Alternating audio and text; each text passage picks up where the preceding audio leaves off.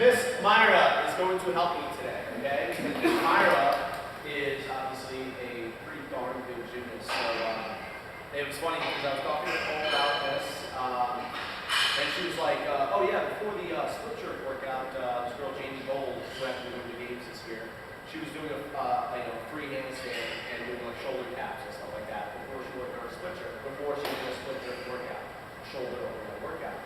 And I said, that's not a surprise to me. And piecing this together, you think about who is, what kind of person is better at split jerks, or just overhead movements in general. And I would say gymnasts are pretty darn good at overhead movements because they know how to stack their bones. Okay, Myra. Okay, let me ask you this: whenever you're doing a handstand, okay, is it best to have your arms straight up over your head, or do you want to have that little bit of like the chest through and stacking like the scapula and all of that, right? That's like pretty much guaranteed. If you were to take one of your athletes and put them in a handstand and have their hands directly over their head versus kind of like that chest through, shoulders back, which position would they be able to hold on? Yeah, back. Okay, so Myra's going to come on over here. She's going to help me with this.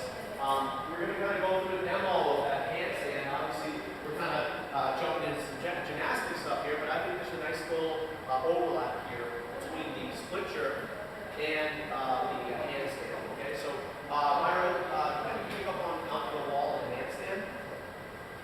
Beautiful. Okay, so notice right here that you can almost probably pretty much see Myra's like here, right? Right? Her shoulders are back, and she's in this fully locked out position. Obviously, she's got a good body line as well. Her belly's on, her butt's on, her toes are pointed. This is a perfect body line, like kick out from the wall, right? Now, if you were to think about putting this in an inverted position, right? So now we're not inverted with a barbell over her head. You can think about, all right, Myra said this long ago, I think in our original meeting. I think why I'm so good at this is because I know I can put myself upside down. Then that means I can probably put my body weight on a bar over my head, right? And obviously you can do that fairly easily, so you can probably assume that you might even put more than your body weight over your head if you were able to stack your bones and do that properly. Does that make sense? All right, so what we're going to do is we're going to start out with some handstand holds. Does anybody here not have a handstand hold yet? Oh, that's fine. We're just going to warm up here.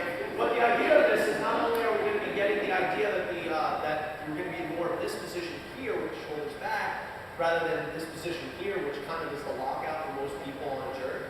We just want to kind of get in that mentality, but also be more off the shoulders and get ourselves a little bit more flexible. Okay, so let's go ahead and pair up with somebody. You guys can be assisting each other to help each other get in that perfect position. Okay, so pair up. We're going to go up against the wall. So we have a few walls. And let's work on our handstand holds for roughly, let's do like 2 tries per person. 2 tries per person. Here's the drill, guys. The first thing we're going to do, and everybody's aware of what the split jerk should ideally look like. I mean, I could break it apart the whole thing, but let's just skip that part. So what I want you guys to do, this is the drill. You're going to be approximately 4 to 6 inches away from the wall, depending on what your diet or your body mechanics are in that. You got a bit of a dumper like I do, you got to be a little bit farther away from the wall. Okay? So what we want to do from here is we're going to go ahead and let those hips and let the hips and shoulders get in contact with the wall. So the shoulders are back, the belly's on, the butt is on. Then we go ahead and this front back position. Now the beauty part about walls is it's an instant feedback of what you're doing. So as you drop down into your dip, you want to drive these out and you want to stay in contact with your butt and shoulders against the wall. This is the dip. If you do this, that's correct. If you do this, that's incorrect. Down and up. Down and up. That's the drill. I know it seems so simple, but 90% of all mistakes in the jerk come from that move. So you can fix that right away. Or if you learn that right away perfectly, you're going to have no problem with the jerk. The jerk is in the jerk. Alright, so let's go ahead and find yourself a ball. Go ahead and rack your bar into a front rack position. It should almost feel like a push press. Push press rack position. Okay, your feet are underneath your hips. Your feet should be about 4 inches, 2 to 4 inches away from that post. Your butt, shoulders are in contact with the post. Belly on, butt on. Yes, your head will be in contact with the post as well. Okay, now from here, I want you to drive the knees out and stay in contact with the post. A little bit wider in your feet there, Scott. There you go. Stay right there.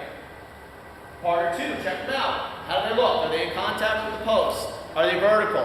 Are their hips away from the wall because their feet are too far away from the wall or from the post?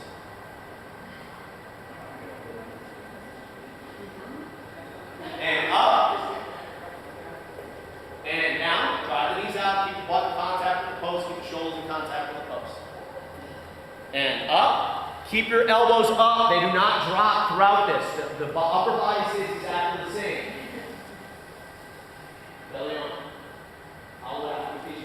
There you go. Down. Knees out. And up. Down. And up.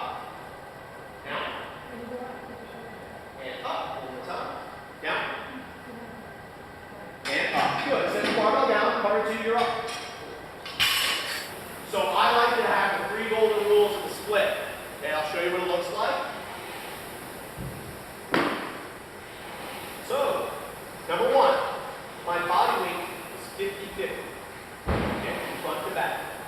Right? Rule number 2, front shin needs to be vertical. Does everybody kind of get that concept here? Vertical to maybe even lean back a little bit. I never want to see a shin like that. Vertical. And the back knee is bent with the foot, plantar, dorsal, on the ball of your foot.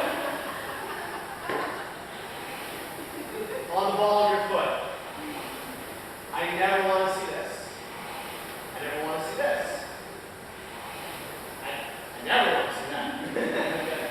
So, body weight 50-50, front shin vertical, back knee bent with the foot on back foot of the ball. Right? Without saying anything else, so that everybody can get that. Yeah. Wherever you're going to press from or your jerk from, that's how you want your hands.